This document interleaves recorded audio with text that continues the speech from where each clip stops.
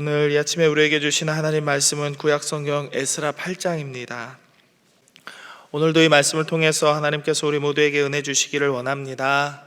간밤에 평안하셨습니까? 오늘 본문의 첫 단락에서는 고레스의 명령으로 바벨론 지역에서 예루살렘으로 이동한 족장들의 계보가 나타납니다. 8장에 족보가 등장한 이유에 대해서는 주석가들은 이렇게 이야기해요. 에스라 8장에 등장하는 명단과 에스라 2장에 등장하는 명단이 다름을 이렇게 서로 비교해가지고 성전 재건의 명단에 레위인들이 빠져 있음을 보여주기 위함이다라고 이야기합니다. 8장에서의 명단은 우리 2절 말씀을 한번 눈으로 보실까요? 2절에 보면 누구의 자손으로 시작되나요? 비느하스라는 이름이 등장합니다. 아론의 계보입니다. 아론도 레위 지파의 일원이었지만 이스라엘 백성이 홍해를 건넌 후 제사장이 되어서 레위인 중에서도 특별히 제사장 가문의 조상이 되었습니다. 2장에 등장하는 계보는 사독의 계보라고 하는데요, 그 역시 아론의 자손임은 틀림이 없습니다. 그러나 2장과 8장의 계보는 제사장으로서의 레위인이 아닌 전체적인 이 레위 지파의 명단의 유무의 차이가 있는 것입니다. 레위인의 숫자가 더 많고 그 중에 일부가 제사장인 것이에요. 그래서 제사장의 집안만을 말하는 것이 아니라 레위인 전체의 명단을 2장에서는 이야기하고 있는데 8장에서는 제사장 이외의 명단이 빠져 있다는 것이죠. 통일 이스라엘의 정통성을 확립하기 위해서 이스라엘에 몇 가지가 필요합니다. 그것은 바로 12지파입니다. 12지파, 그리고 제사장, 그리고 왕으로 세울 다윗의 후손, 그리고 레위인입니다. 성전을 섬길 사람이 필요한 것이죠. 성전을 다시 재건하고 하나님의 백성으로서의 정체성을 다시 세우려고 하는 이들에게 레위인의 결연은 절대로 있을 수 없는 일입니다. 오늘 본문의 15절 말씀을 볼까요? 15절 말씀 같이 한번 읽어봅니다. 시작. 내가 무리를 아하와로 흐르는 강가에 모으고 거기서 3일 동안 장막에 머물며 백성과 제사장들을 살핀즉 그 중에 레위 자손이 한 사람도 없는지라. 한 명도 없었대요. 이것은 성전 회복에 있어서 불완전한 일이었습니다. 있어서는 안 되는 일인 것이죠. 그래서 17절에 보이듯이 에스라는 곧 레위인을 소집합니다. 레위인을 모아오라고 부릅니다. 에스라 2장 36절에서 39절의 말씀을 보면 귀환했던 제사장의 숫자를 이렇게 말하고 있습니다. 이렇게 절마다 몇 명 이렇게 나와 있는데 그걸 다 합쳐보면 제사장의 숫자가 4,289명입니다. 4,300여 명이 되는 것이죠. 그러나 에스라 2장 40절에서 42절에 나타난 레위인의 숫자를 다 더해보면 문지기를 포함해서 겨우 341명에 불과합니다. 상식적으로 생각을 해보시기 바랍니다. 광양읍에 사는 사람들이 제가 여기 처음 이사 왔을 때 듣기로는 한 7만 명 된다고 들었어요. 광양읍에 사는 사람보다 우리 광양제일교회에 다니는 사람들의 숫자가 더 많을까요? 광양읍에 7만 명 사는데 광양제일교회에 한 20만 명 다닌다. 그런 일은 있을 수 없죠. 거의 있을 수 없습니다. 레위 자손의 숫자가 더 많아야 됩니다. 제사장의 수가 더 소수여야 됩니다. 그런데 제사장 수는 4,300여 명인데 레위 사람의 숫자는 341명이었다는 얘기죠. 뭔가 잘못되었다는 것입니다. 물리적 숫자로 레위인이 제사장들의 숫자를 압도하는 것이 상식적인 일입니다. 그러나 귀환 당시의 숫자는 정반대로 나타났습니다. 주석에 의하면 이것은 제사장과 레위인의 지위 격차에 따른 레위인들의 불만 때문이라고 이렇게 이야기합니다. 이게 무슨 말이냐? 이스라엘의 정체성은 제사장도 필요하고 레위인도 필요하지만 거의 제사장의 주도로 제사가 이루어지고 제사장의 그런 제사의 주도하에 이렇게 나라가 이끌어지는 제사장 나라였기 때문에 레위인은 제사장의 수가 훨씬 레위인이 제사장의 수보다 훨씬 많음에도 불구하고 각종 제사와 예배에 변방에만 존재하는 듯한 그런 느낌 때문에 레위인들에게 불만이 있었을 것이다 라고 주석가들은 설명을 해줍니다. 그래서 그들은 에스라의 소집 명령이 떨어지기 전까지는 자취를 감추고 있다가 에스라의 소집에 그나마 300명이 안 되는 숫자가 조금 모이게 되었던 것이죠. 그러나 몇 명이 모였든지 레위인들이 소집된 이후에 21절의 말씀을 보면 에스라가 무엇을 했나요? 21절 초반부 같이 한번 읽어볼까요? 시작. 그때 내가 아화 강가에서 금식을 선포합니다. 금식을 선포합니다. 금식은 어떤 의미일까요? 금식은 왜 하시나요? 다이어트를 위해서? 아니면 우리 아들, 우리 딸, 손주들 대학 보내기 위해서? 결혼시키려고? 직장 얻게 해주려고? 병 나으려고? 개인적인 어떤 그런 욕구를 위해서, 간절한 바람을 위해서 하나님 앞에 기도할 때에도 금식을 하기도 합니다. 그러나 성경적인 의미에서 봤을 때 금식은 이런 이유들로 행해졌습니다. 금식은 개인적인 상황이나 국가적 위기 상황에서 그 어려움을 타개하기 위한 간절한 기원 혹은 죄의 고백 그리고 하나님의 구원의 능력을 기다리는 등에서 행해졌습니다. 그리고 때로는 누군가 아까운 사람, 가까운 사람, 사랑하는 사람이 저 세상으로 떠났을 때, 별세했을 때 그걸 애도할 때에도 금식을 하기도 했어요. 그런 의미에서 볼 때 에스라와 함께한 이들이 했던 금식은 아마도 크고 중요한 사명을 앞두고 하나님의 구원과 도우심을 간구하는 것이다 라고 이해할 수 있습니다. 그리고 23절에 보면 이렇게 나오죠. 그러므로 우리가 이를 위하여 금식하며 우리 하나님께 간구하였더니 같이 있습니다. 그의 응낙하심을 입었느니라. 아멘. 23절에 보면 금식하면서 하나님께 간구하였을 때 하나님께서 응답하심을 모두가 얻었다고, 긍정적이고 밝은 미래가 있을 것이다, 하나님께서 우리를 도우실 것이다 라는 확답을 얻었다고 말씀하고 있습니다. 우리는 오늘의 본문에서 두 가지를 묵상해 볼 수 있겠습니다. 첫째는 하나님의 공동체는 하나님이 선택하신 모든 이들이 함께 모여야 한다라는 것입니다. 압도적으로 많은 수의 제사장들만으로도 사실 새롭게 건축되는 성전 안에서 충분히 레위인의 역할을 할 수 있었을 것입니다. 사람 없으면 없는 대로 그냥 하지 뭐, 없으면 있는 사람끼리 모여서 대충 하지 뭐, 이렇게 이야기할 수도 있을 겁니다. 그러나 그들은 굳이 남아있는 레위인을 불러 모아서 그들에게 그들의 역할을 맡겼습니다. 교회는 공동체입니다. 합력하여서 선을 이루는 믿음의 공동체입니다. 소위 세상적으로 잘난 사람, 잘 나가는 사람, 많이 배우고 돈이 많고 힘이 센 사람들의 힘으로 끌어가는 그런 공동체가 아니라는 말씀입니다. 연약한 사람, 부족한 사람, 가진 것이 없는 사람, 장애가 있는 사람, 죄가 많은 사람 모두가 함께 모여서 한 몸을 이루는 공동체입니다. 하나님은 우리를 한 교회 공동체로 부르셨습니다. 그리고 서로의 연약함을 도우면서 하나가 되게 해주셨습니다. 우리는 그리스도를 머리로 하는 하나의 공동체임을 잊어서는 안 되겠습니다. 저 사람은 나랑 마음에 맞지 않으니까, 저 사람은 잘 못하니까, 이건 내가 더 잘하니까 내가 해야지, 우리가 해야지, 내가 좋아하는 사람한테 일을 맡겨야지 하면은 안 된다는 것 기억하시기 바랍니다.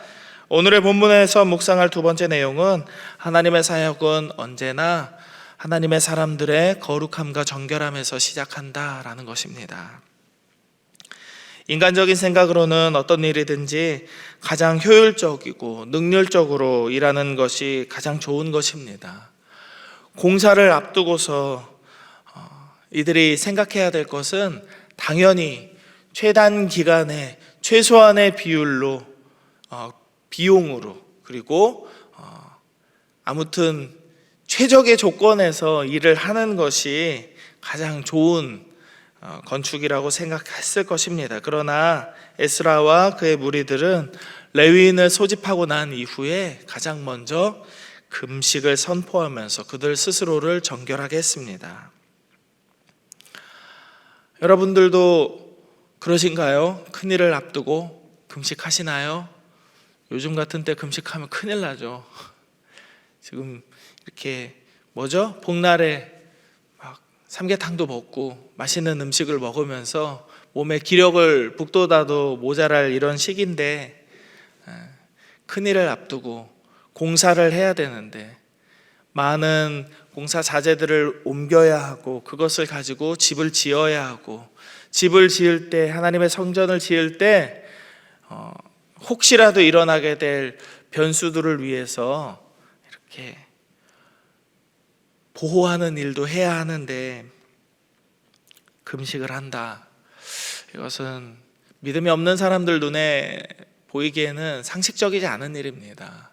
왜 힘을 빼지? 왜 밥을 굶지? 더 잘 먹고 더 기력을 보충해서 더 힘을 내서 일하려고 해도 모자랄 판국인데 왜 그럴까? 그럴 수 있습니다. 이것은 우리나라에서는 아주 참 비교하기 좋은 게 있는데요. 무슨 큰일을 하기 전에 고사 지내는 거 혹시 보셨나요? 네. 바닷가니까 여기 광양도 배 띄우기 전에 고사를 지내는 것을 보신 적이 있었을 것 같아요. 우리나라에서 흔히 볼 수 있는 돼지머리에 올려놓는 고사 같은 허례허식이 절대로 아닙니다. 금식은 절대로 허례허식이 아니에요. 아까도 말씀드렸지만 공사를 위해서는 잘 먹고 기운을 차려도 모자랄 판인데, 단지 잘 되기를 바란다는 마음으로, 어떤 정성을 들인다라는 마음으로 밥 한 끼, 두 끼, 하루 이틀을 굶는 그런 개념으로 금식을 하는 것이 아닙니다. 21절에 드러나는 것처럼 우리와 우리 어린아이의 모든 소유를 위하여, 우리와 관계된 모든 이들을 위해서, 우리 가족과 우리 자녀와 자손들을 위하여 이들은 금식을 선포하고 하나님 앞에 간구합니다. 모든 이들의 정결을 통해서 하나님 앞에 나아가는 것입니다. 하나님은 언제나 정결한 사람을 통해서 일하십니다. 하나님에게 인간의 능력은 큰 의미가 없습니다. 하나님께서 함께 하시면 앞을 못 보는 이도 길 안내를 할 수 있고, 중풍병자였던 이도 자기가 누웠던 상을 들고 걸어갈 새 힘을 얻게 될 줄로 믿으시기 바랍니다. 하나님께 인간이 힘이 되지 않고 언제나 하나님만이 인간에게 힘이 되어 주십니다. 자신을 정결하게 한 이들을 기다리는 것은 23절에 기록된 것과 같은 하나님의 응답입니다. 하나님의 응낙하십니다. 하나님의 도우십니다. 하나님께서 함께 하신다는 미래입니다. 여러분도, 우리 모두도 이 거룩한 삶을 사모하기를 바랍니다. 정결하고 거룩한 것은 삶의 가장 큰 경건이자 무기가 되는 것입니다. 하나님께서 우리의 편이 되어주시고 우리의 힘이 되어주시기 때문입니다. 그래서 에스라와 그의 무리들은 하나님께 응답한 것을 받고 성전의 재건에 결국 성공할 수 있었던 것입니다. 오늘 말씀 이후의 내용에 등장하는 것이기는 하지만, 이 에스라와 그의 무리들이 금식함으로써 하나님의 응낙하심을 입었다라는 이 말씀 이후로 이들에게 어려움이 하나도 없었을까요? 이들을 괴롭히고 이들을 방해하는 이들이 한 사람도 없었을까요? 아닙니다. 되게 많았어요. 되게 많았습니다. 심지어는 성전을 짓는 이들의 목숨을 빼앗으려고, 잡아 죽이려고 군사들을 풀려고 했었던 이도 있었습니다. 성전 재건이 어려움이 전혀 없었던 것은 절대로 아니지만, 그럼에도 불구하고 이들은 8장 23절의 말씀처럼 하나님의 응낙하심을 입었기 때문에 그 어려움을 이기고 끝까지 하나님의 함께 하심으로 모든 것을 이겨내어서 결국에 이 성전과 성벽을 재건할 수 있었다는 것을 우리는 기억해야 합니다. 우리도 오늘을 살아갈 때 이것을 기억하며 살았으면 좋겠습니다. 그리스도께서 하나 되게 하신 이 교회의 하나됨을 위해서 우리 모두가 헌신하고, 각자의 삶의 자리에서 거룩함을 잃지 않도록 내가 하나님의 말씀대로 살아가야지, 피 흘리기까지 죄와 싸워서 승리하는 믿음의 삶을 살아가셔야 되겠습니다. 하나님께서 우리 모두에게 힘을 주시고 평안으로 함께하여 주시기를 주님의 이름으로 축복합니다. 우리 함께 기도하겠습니다. 세 가지를 놓고 기도하기 원합니다. 첫 번째로는 하나님 앞에서 우리 모두가 정결한 삶을 살게 하시고 하나님께서 하나 되게 하신 이 교회의 하나됨을 위하여서 헌신하고 봉사하고 충성하는 우리의 삶이 되게 하여 주옵소서, 이렇게 기도하시면 좋겠습니다. 두 번째로는 담임 목사님이 영성주간을 보내고 계신데 성령의 충만함과 몸과 마음의 휴식을 얻는 시간이 되어서 하나님께서 맡겨주신 모든 사역을 잘 감당할 수 있게 해달라고 우리 목사님을 위해서 기도하도록 하겠습니다. 그리고 세 번째로는 수해로 인해서 어려움을 겪고 있는 모든 가정들을 회복시켜 주시고 폭염으로 인하여서 우리 교회 어르신들이 건강을 잃지 않도록 해달라고 이 세 가지의 기도 제목을 놓고 함께 기도하도록 하겠습니다. 하나님, 오늘 이 에스라와 함께한 자들을 통하여서 하나님께서 우리에게 큰 은혜의 말씀을 주심에 감사를 드립니다. 하나님, 우리도 무엇을 하든지 어떠한 상황에 처해 있든지 언제나 하나님 앞에서 정결한 삶을 포기하지 않게 하시고 정결한 삶을 살아가게 하시고 하나님 앞에서 거룩함을 사모하는 자들 되게 하여 주시옵소서. 하나님께서 하나 되게 하신 이 교회 하나됨을 위하여서 하나님, 우리가 헌신하기를 원합니다. 우리가 충성하기를 원합니다. 우리의 마음을 겸손하게 하시고 오직 하나님을 사랑하는 마음으로, 이웃을 내 몸과 같이 사랑하는 마음으로 하나님 이 교회를 섬기고 하나님 우리 가정을 섬기고 우리가 살아가는 모든 터전에서 섬기고 봉사하는 우리의 삶이 되게 하여 주시옵소서. 담임 목사님께서 영성주간을 보내고 있는 가운데 성령의 충만함이 있기를 원합니다. 몸과 마음의 휴식을 얻는 귀한 시간이 되기를 원합니다. 그래서 하나님께서 우리 목사님에게 맡겨주신 모든 사역들을 잘 감당하게 하시고 기도하는 가운데 이 교회를 통하여서 일하실 많은 일들을 하나님 은혜의 응답을 얻게 하시고 그 응답 가운데에서 우리 모두가 하나 되어서 이 교회를 잘 꾸려나가는 한 공동체 될 수 있도록 우리 모두에게 하나님께서 은혜 내려 주시옵소서. 하나님, 수해로 인하여서 어려움 겪고 있는 이 나라에 많은 가정들이 있습니다. 사랑하는 가족들을 떠나보내고 슬퍼하는 가정들이 있습니다. 하나님, 수해로 인하여서 어려움 겪고 있는 모든 가정들을 회복시켜 주시고 저들의 삶의 자리가 회복되게 하시고 저들의 잃어버린 것들이 복구될 수 있도록 하나님 은혜를 내려 주시옵소서. 돕는 손길들이 끊어지지 않게 하시고 이 무더운 여름 가운데 저들의 삶이 더 이상 피폐해지지 않도록 하나님 도와주시옵소서. 그리고 특별히 하나님 우리 광양제일교회 모든 어르신들에게 하나님 은혜를 내려 주시어서 폭염으로 인하여서 건강을 잃지 않도록 강건하게 이 여름을 지나 시원한 가을을 맞이할 수 있도록 하나님 은혜 내려 주시옵소서. 우리 가운데 육신의 질병으로 연약한 자들, 마음에 어려워서 하나님 슬퍼하고 낙심한 자들을 기억하여 주시어서 하나님 오늘도 저들에게 강건함과 기쁨과 감사가 넘치는 이 하루가 되게 하여 주시옵소서. 하나님 은혜 가운데 함께 하여 주시옵소서. 하나님께서 오늘 우리에게 주신 말씀을 통하여서 하나님 우리가 거룩한 삶, 정결한 삶을 사모하게 하시니 감사를 드립니다. 하나님께서 우리에게 맡겨주신 모든 사명을 감당함에 있어서 하나님 우리가 우리의 힘과 뜻과 능력으로 행하는 것이 아니라 오직 하나님께서 우리를 도우실 것에 대해서 간구하게 하시고 하나님의 우리와 함께하여 주실 것을 소망하게 하시고 그것을 기대함으로 하나님 앞에 나아가는 믿음의 백성들 다 되게 하여 주시옵소서. 하나님께서 하나 되게 하신 이 교회 하나됨을 위하여서 헌신하는 자들 되게 하시고 봉사하며 충성하는데 부족함이 없는 우리 광양제일의 모든 성도들의 삶이 되게 하여 주옵소서. 담임 목사님을 하나님 손에 올려드립니다. 하나님 영성주간을 보내고 있는 가운데 하나님 건강하게 무사히 교회로 돌아올 수 있도록 그 발걸음을 하나님께서 동행하여 주시고 하나님께서 성령의 충만하심을 부어주시어서 몸과 마음의 휴식을 얻는 귀한 시간이 되어 하나님께서 맡겨주신 사역들을 잘 감당할 수 있는 우리 목사님 될 수 있도록 하나님 은혜 내려 주시옵소서. 수해로 인하여서 어려움 겪고 있는 이 나라의 모든 가정들을 회복시켜 주시기를 원합니다. 저들의 삶의 자리들을 복구시켜 주시기를 원합니다. 하나님께서 이때 저들의 마음을 위로하시고 하나님께서 살아계심을 나타내어 주시옵소서. 폭염으로 인하여서 우리 교회 어르신들이 건강을 잃지 않도록 붙들어 주시고, 하나님 이 시간에도 병마와 싸우며 육신의 고통으로 인하여서 낙심하고 절망한 모든 광양제일의 성도들에게 하나님의 능력으로 말미암아 자기 상을 들고 걸어갈 수 있도록 회복의 은총을 허락하여 주시옵소서. 우리가 기도하는 모든 기도의 제목마다 하나님께서 응답하여 주시고 우리의 마음에 믿음과 힘과 용기를 허락하시는 귀하고 복된 이 하루 되기를 간절히 소망하며 거룩하신 예수 그리스도의 이름으로 기도드립니다. 아멘.